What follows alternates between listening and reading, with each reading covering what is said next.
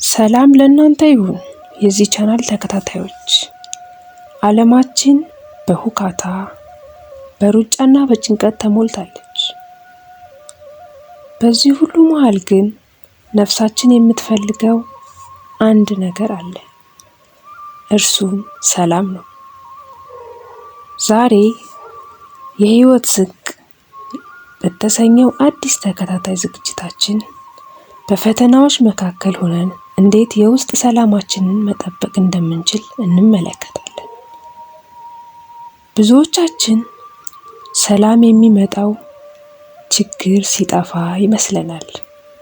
ነገር ግን እውነተኛ ሰላም ችግር በሌለበት መኖር ሳይሆን በችግር ውስጥ ሆኖ ፈጣሪን ማሰብና መረጋጋት ነው።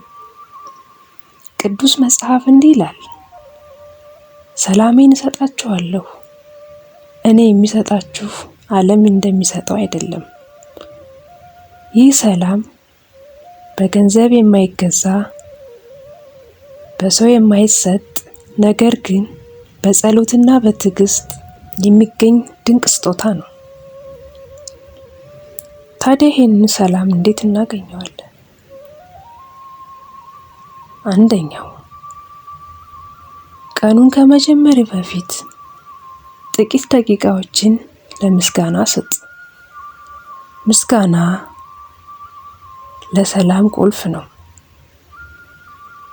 ሁለተኛው፣ ችግሩን ብቻ ከማየት ይልቅ ከችግሩ ጀርባ ያለውን የፈጣሪን ጥበቃ ለማየት መሞከር።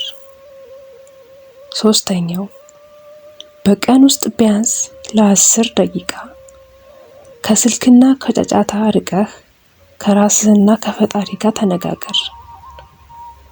ወዳጆቼ፣ ዛሬ የጀመርነው ጉዞ ገና ይቀጥላል።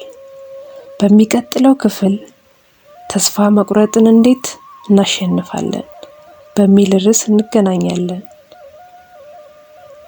ይህ ትረካ ለህይወት ስንቅ ከሆነህ ለሌሎችም እንዲደርስ ላይክ እና ሼር አድርገው። ሰላም ለእናንተ ይሁን።